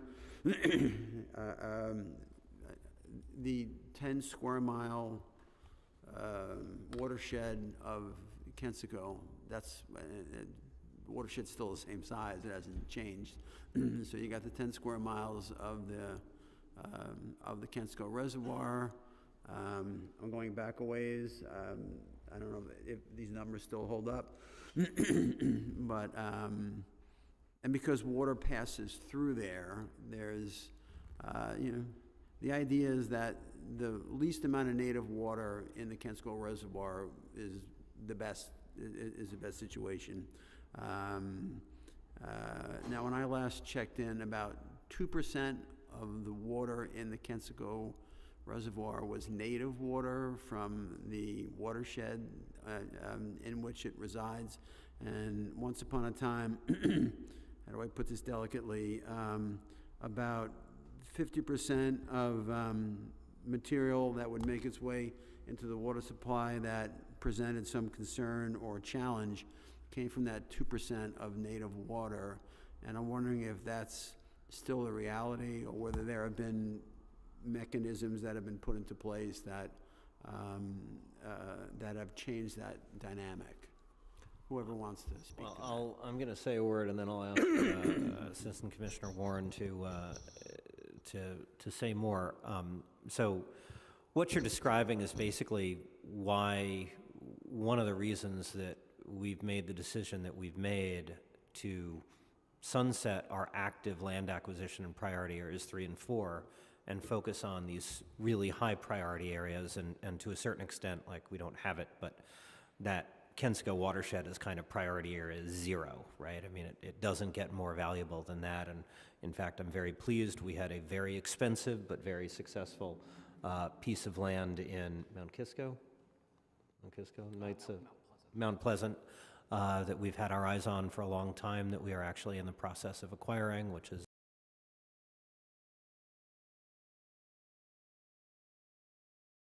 watershed is super valuable, and of course is sometimes 2 orders of magnitude more expensive than land in the west of Hudson watershed, just because of the property values in that area. There have been a number of things that we have done in terms of shoreline stabilization and other things around Kensico, but for the details on those, I would turn it over to the Assistant Commissioner. Sure. Thank you, Commissioner. Yes, and Mr. Chair, you're... please state your name for the record for you. Of course, yeah. David Warren, Assistant Commissioner for Bureau of Water Supply. And yes, Mr. Chair, your recollection is correct about the size of the watershed and the approximate contribution of the water that comes from the watershed as opposed to the aqueducts that bring water from west of Hudson. Because of the importance of Kensico in our operational scheme, a lot of effort has been focused on the basin since the early 1990s, and we have implemented a number of practices around the reservoir. We've put stormwater detention basins on every single tributary that comes in from the drainage area.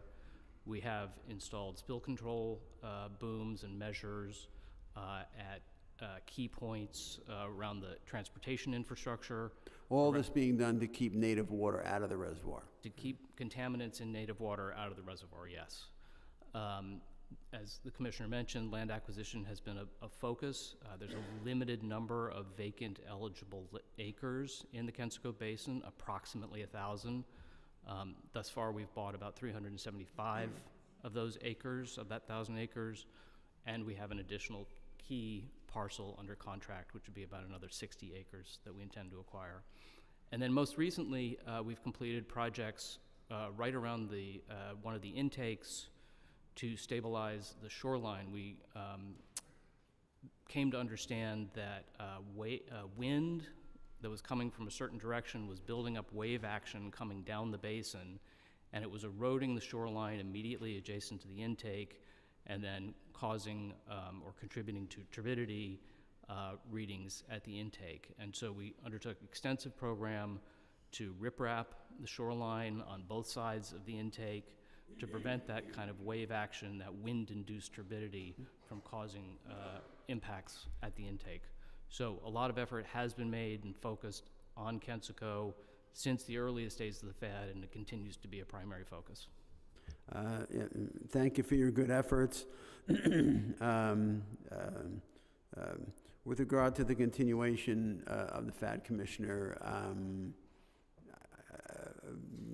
what is the perspective of the regulator, in this case, state DOH? You interact with them, and in terms of threat to the FAD, would you put the Kensico high on that list of things that you're concerned about?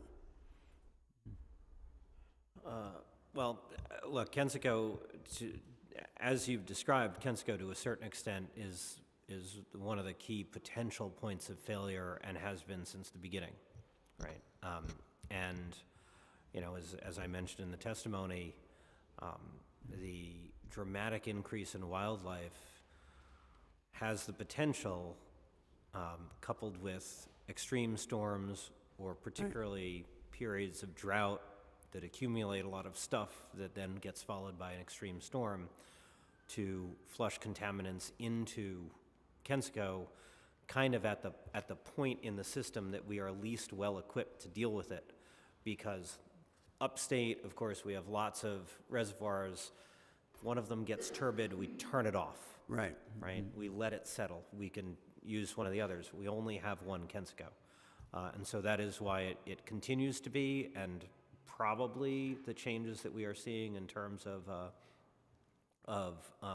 water quality standards, climate change, and changing wildlife populations probably makes Kensico even more outsized as we think about the future of the FAD. When we talk about wildlife, what kind of species are we talking about? It's a combination of white-tailed deer populations, raccoons, other small mammals that are abundant around the shore. Pardon? They're abundant. There are a lot of them around the shores of the reservoir.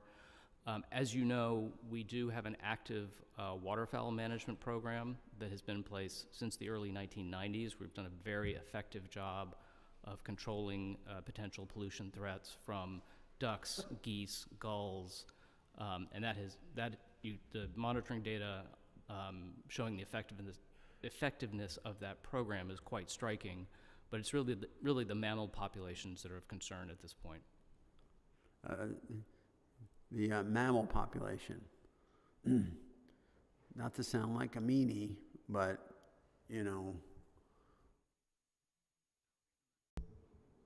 one way of controlling mammals is to control mammals. Has that been given any thought? I'm trying to use a euphemism here.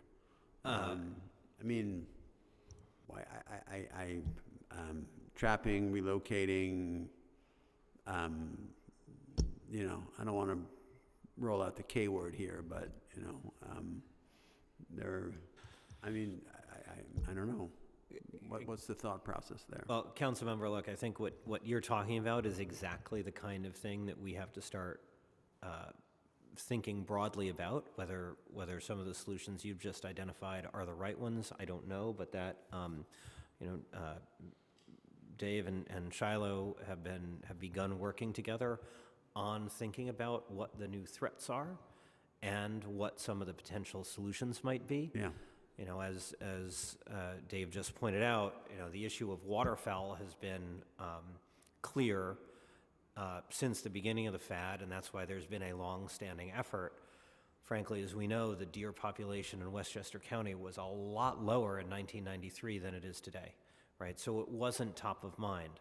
But thinking about a science-based way to address that risk is exactly what we have to do going forward, which may mean that other aspects of the FAD change in order to add something along those lines. But again, we will be thinking about what the best approaches are, and I don't know enough about wildlife to speculate, but at least just logically, one of the challenges is, as you point out, the Kensico watershed itself is actually quite small, and particularly deer walk. So, like, it's not necessarily a captive and resident population, it's a moving population. Right. And we have taken some initial steps. We've done some limited trapping and relocation, but we also have, on a regular basis, a scat collection program immediately around the intake. Actually, I think on a weekly basis now, we're doing scat collection, where we go out and we collect scat piles from any and all species that may have been in the area. Right. And that has helped us control baseline coliform levels at the intakes. Sure, because now it's, you know, to lose the FAD is, as the commissioner outlined, a real big deal. How are we doing with impacts from Westchester County Airport? How's that going? Look, so Westchester County Airport, again, is something that we've long known is one of the big risks. We have an active effort to basically to seal off runoff from the airport. Most of the airport actually does not drain into Kensico. It's only a small portion that does. And over the last 30 years, there have been a lot of stormwater management systems put in place so that does not drain.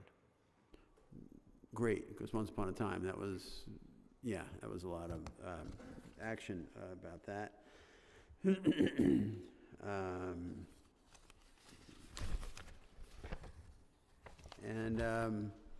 So the new FAD would be reauthorized in 2027, I think you said, right? And so what steps are going on right now with DOH and other regulators, because there's like a run-up to the reauthorization of the FAD? Are these regular meetings? Does it include just DEP and state health, or are there other actors that are part of that process? I'm just trying to get a handle on how the process works. Sure. Well, I'll ask both Dave and Shiloh to say more specifically about the tasks they are undertaking. But basically, we started thinking about this about a year and a half ago, and as part of a strategic review of the agency, we took a look at the long-term risks facing the FAD, which of course Dave and his colleagues at BWS had been seeing in the data, in the numbers, some of our episodes in the past in the aftermath of extreme storms and things like that. We actually, when was it? It was last year, I think, that we presented to DEC, right? Yeah. So we actually took, once we had coalesced some of our findings about this issue of water quality standards, climate change, and the changing landscape, meaning that the next FAD would have to be different. We took that we first did a joint presentation of our thinking to the Department of Health and DEC. They were both involved. We've had a number of conversations at the staff level. with them over time. I also presented that same information to some members of the advocacy world, including, I think, Eric at NRDC, who's here. I was actually going to, you know, that was going to be my next question, because when we first did this, there was, you know, the Environmental Coalition, or like whatever they call themselves, that were very active in trying to, you know, create common cause and move this forward. So, right, so is that formalized, or is there not? It's not formalized at the moment. What we have, and I will ask you to talk about, we do have an ongoing set of conversations now with DOH and DEC, kind of in an informal way, but nonetheless ongoing. Dave and Shiloh actually organized several months ago a research symposium where we actually had senior officials from all of the other cities that have filtration avoidance determinations came to Westchester County, and we spent 2 days with them. I joined for 1 full day because it was so valuable to understand what they are seeing and what they are doing in their watershed. Some are very similar, some are very different, but it's always very useful. And in fact, Shiloh and Dave are working together on developing a kind of a DEP perspective on what the future of the FAD will be, in conjunction with these conversations with DOH, DEC, and certainly we are keeping a dialogue with key stakeholders as well. Anything that I didn't talk about that we should add? I would add one thing. This was referenced in the commissioner's testimony. Part of the framework here is a permit that is issued by New York State DEC that allows us to acquire land. Our current permit expires at the end of 2025, and we have been for some time in active discussions with a broad group of stakeholders, including the state, including the communities, including the environmental parties. I believe Eric is here today. I think I also saw Victoria from Riverkeeper, who has been at the table to negotiate the terms and enhancements and modifications to the land acquisition program. So the focus has been, for the moment, on that first deadline of 2025 with the permit for the land acquisition program, and then that is going to build into the discussions around the successor. Now, having been a deputy commissioner at DEC for a number of years, they're very sensitive, that agency is, to the wants and needs of the upstate community, as they well should be. But in my tenure there, sometimes I see a little bit of a tilt towards the upstate communities, and I'm just wondering, I don't know if you really answer this, but is there any pushback from DEC, you know, regarding reauthorizing the Land Act permit by virtue of you know, local stakeholders up there feeling that New York City currently owns enough of upstate land, and they would prefer to be, you know, to control like the destiny of their area. I think you know what I'm saying in a very clumsy manner here. I know what, and because there've been other things. I mean, like the state. I mean, I think if the state had its druthers, we'd be using the reservoirs for upstate flood control. I mean, you know, they're just, it is what it is. And so, how's it going with regard to, yeah, I mean, I know you don't want to say anything that's going to get back to you know, to DEC or whatever, but am I getting warm here, or what do you think? Well, Council member, I think, first of all, I'll say I think we are on track to get this permit renewed, right? And there has been an ongoing intensive collaborative process that involves DEC, that involves the local communities, that involves many of the institutional stakeholders like NRDC and Riverkeeper. It's through that set of conversations that, in fact, DEP put forward the statement that we would intentionally suspend programmatic land acquisition in priority areas 3 and 4, which was something that the local communities were very in favor of. You know, the dynamic that you're describing is really why I was stressing in my testimony that what's important to the FAD is that we remember that it has to be good water quality policy, right? If we allow other issues like economic development or more general environmental efforts or what have you to take primacy over the water quality science, then we put the FAD at risk. You know, that is something that no matter who's listening, that is something that DEP is going to be saying over and over again. Yeah. I just came up with a question. Let me put it this way, that doesn't get anybody in trouble. Let's just say there was like a host of severe storms upstate, and the state were to put pressure on DEP to regulate its reservoir levels in order to accommodate upstate flood control. What ability, like legal ability, would DEP have to preclude the state from leaning on you folks like that? How would that work? The state said, look, like we need a little, you know, like we need a little help with flood control. This reservoir is going to have to take a little bit of a hit, but you have other reservoirs, you're going to let this settle out or whatever. I don't know how that power dynamic works, or how that, or like the legal authority of that would work. Well, look, I will say, and I would have to get back to you on kind of the legal specifics of that. Ultimately, as we all know, the city is a creature of the state. So ultimately, one way or another, the state will get its way.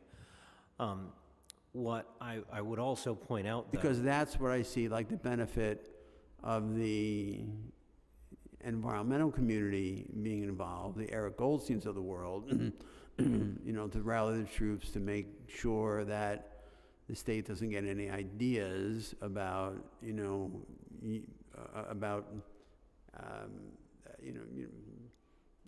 let the state have any ideas other than having as first and foremost the, you know, water quality for half the people in New York State.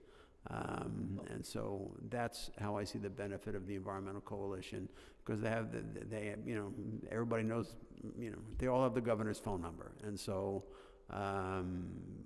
so that's how I think that is a good thing that you're doing that. And council member, or chairman, I think that's certainly I've been trying to work very closely with the environmental community. I would hope that particularly NRDC and Riverkeeper would say that we have been doing that, certainly under my leadership, and I think that's got a long tradition at DEP.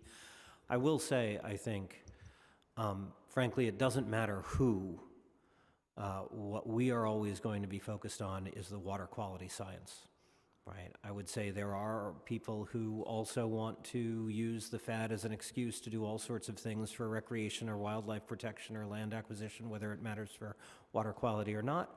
We need to defend against that. I would agree with you that we need to make sure that everybody understands that our water infrastructure is mainly there to deliver clean drinking water to 10 million people across New York State. And, you know, where we can be a positive force in the watershed, of course, we can and should do that. And one of the things that we have to do is regularly look at what we are doing. And I think that's something we've done a lot. This rethinking of land acquisition is based on the fact that this National Academy review took place. We're thinking differently about the threats to the FAD because we stepped back to say, well, all right, how are circumstances changing? How does the FAD have to change? I was really pleased earlier this year to do an announcement with a number of officials in the watershed and with the Ulster County Executive and State Senator Hinchy about the interim release protocol from the Ashokan Reservoir, which for, 14 years, I think, has generated a lot of controversy because it directed us to release turbid water into the lower Esopus Creek, which had primarily visual and aesthetic impacts on the communities downriver, but nonetheless, they were vociferous about how much they didn't like it. And frankly, 14 years ago, those releases were important to our ability to maintain water quality. With some changes and investments that we've made, particularly the interconnection at Shaft 4 that allows us to send Delaware water through the Catskill Aqueduct, we found on reconsideration we didn't need to do those releases at all. So we were basically able to go to the local community and say, hey, look, do you want us to do releases for flood control, or do you want us to do no releases so that the water in the lower Esopus stays clear? You choose. We really don't care because it's fine either way. And working with the local community, they reached a consensus that we have now embraced and is now enshrined by DEC. So that was a great example of how, because we looked again at something that we had looked at 14 years ago, but circumstances had changed, we found a way to avoid being a negative impact and yet to protect our primary job of delivering clean water. Thank you.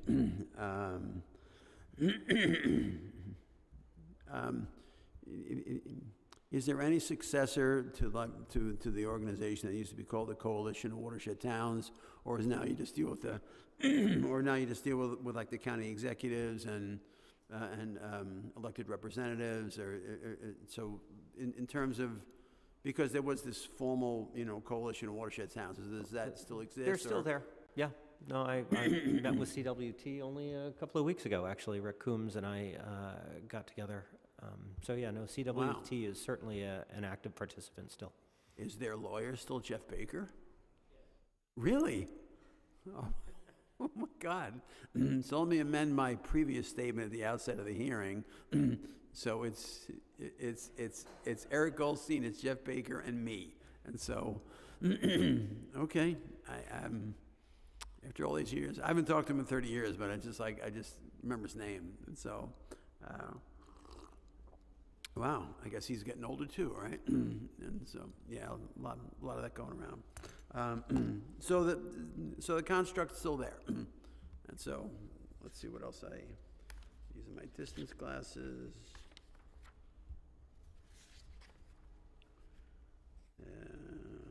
Did that. Oh, is there anything you need from us about like the vacancy rate and the cops? I don't think there's anything. That's not a council thing, right? It's just we can't legislate that. We can't whatever.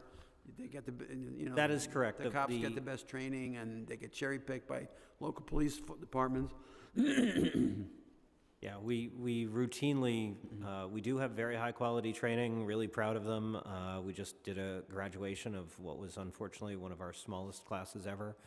Just last Friday I was up at Kingston to do the graduation, only 4 new officers from a class. We need a lot more in the next class next summer.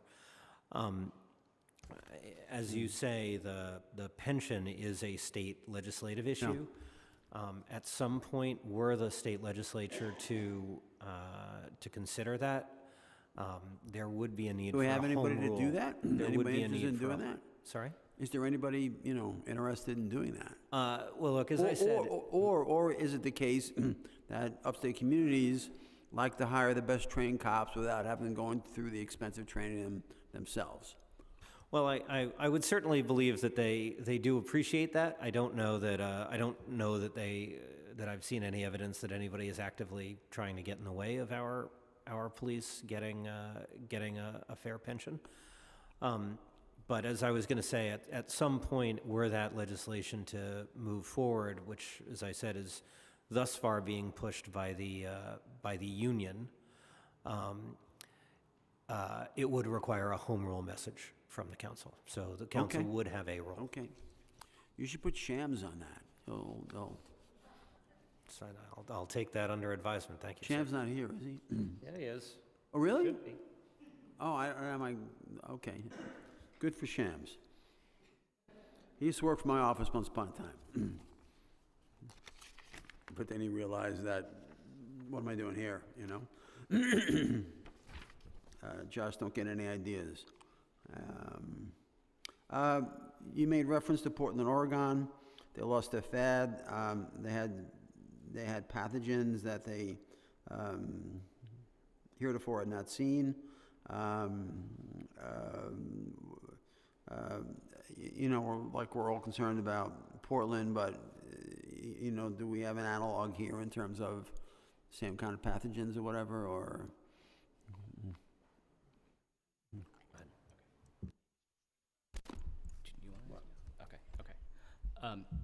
So the detection, they had a pathogen detection of cryptosporidium, which they identified as being from a wildlife source. And yes, we do have that similar sources of cryptosporidium from wildlife.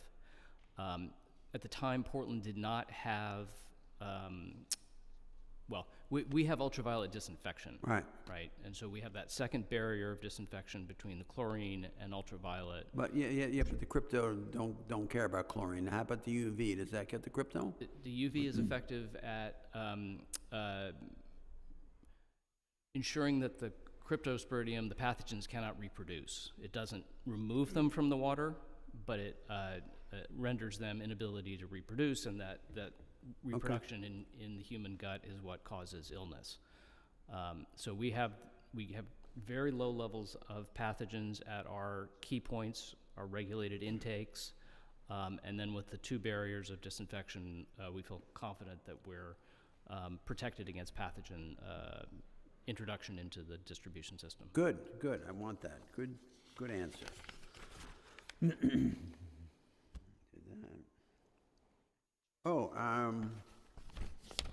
What's the final on Hillview? Another 30-year-old issue. I think Rit told me recently, but might as well just put it on the record that the Hillview, the feds wanted us to cover the Hillview Reservoir. DEP wisely said, "Is this the best use of DEP resources to protect water quality?" This has gone around so many times that I can't remember where it even is. So, but it's someplace. So what's the final on? Right. So yes, despite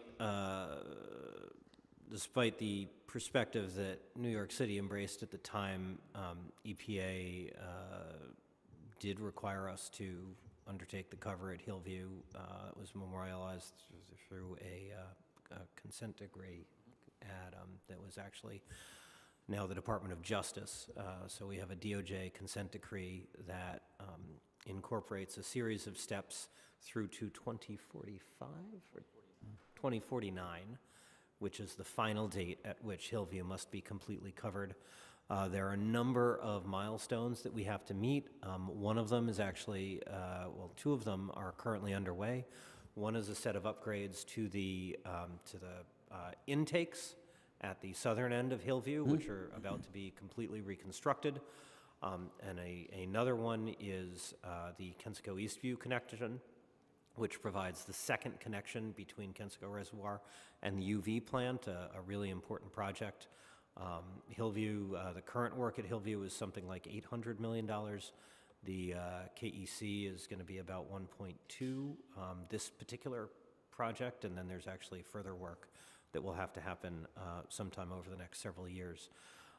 Ultimately, we will be covering it. Next year, we have to submit a report to DOJ as to a preferred design, and there are several different strategies under consideration, and we'll have more to say as we get closer. Great. Thank you. Thank you.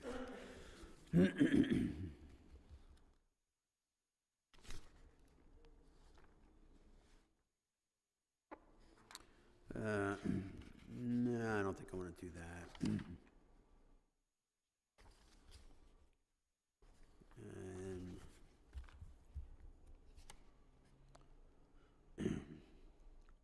With that said, I think we're good. I just want to sort of close out with a statement and a pledge. This is how I started my career. I came to the council in 1990 as a staff member. This thing started to pick up, and this was such an amazing journey for a then young man to be engaged in, to kind of be a little part of making watershed history. Nothing like this has ever been done in any other watershed across the country. And the journey continues. And I have, you know, a lot of faith in the good folks from DEP, including Paul Rush, who I understand couldn't be here today. He's doing important things, as he always does. And you have a partner in me as chair of this committee. And I don't speak for the full council. Oh, are you pulling this down for a reason? No. Oh, fine. I was in the middle of my thing here. And I look forward to ongoing engagement, you know, with DEP, you know, and the environmental community, you know, to make sure that, you know, we can meet the new challenges, keep the FAD going. I guess one more question. Is there any estimate whatsoever as to, you know, how about I just ask this scary question? It's just, is there any estimate of how much a fully loaded, you know, cat Dell filter with all the options and the power steering wheel on the Landau roof and everything you can imagine in a filtration plant, you know, how much that would cost and how long would it take it to build, and do we even have a site for it? Well, so under the It's meant to FAD, be scary, so you should give a scary answer. Yeah, well, it is pretty scary, no question. We do have a site for it, although one of the things we are doing as part of this work is exploring whether there are different approaches to a filtration system. Kind of the kind of most straightforward way would be to build a filtration plant that would be sized to not the daily maximum draw of the city, but actually the peak hour. So it would require roughly a 2 billion gallon per day equivalent. If you take the Portland example and you scale it up, the Portland plant is 135 million gallons a day and is a $2 billion plant. We're looking at something between 20 and maybe 40 billion. Could easily be the most expensive factory anywhere in the United States. The site, as I said, is at the bottom of Kensico near the UV plant. We could build it there. However, again, as I said, we are also thinking about different constructs. Do we, even in a world in which we needed filtration, do we really need that 2 billion gallon capacity, or are there ways to manage the peak couple of hours in the morning so that we don't have to build that church for Easter Sunday, as they say? Are there ways that we could think about locating plants further upstream, especially west of Hudson, which would be much more effective in terms of construction costs and land prices? All of those are things that we are thinking about as part of this going forward. But yeah, it's an expensive and scary idea. And the purpose of that question is to scare everybody into the imperative that we keep the FAD going in perpetuity. And for those in the audience who don't know what a Landau roof is on a car, you know, you have to look it up, you know, but that was a thing once upon a time. And I make notes on words that have never been used in the committee before, and this is the first time the words Landau roof have been used in this committee. And so that is in the record now. And so, not to close off on a silly note, this is a very, you know, serious endeavor that I indicated you have my full cooperation, but you also have my full confidence that we'll be able to do this, and that is the, you know, collective us. It's you folks. It's the council. It's the environmental community. And if you need anybody to push DEC around, let me know. Okay. And so, with that said, I thank this panel for its excellent testimony.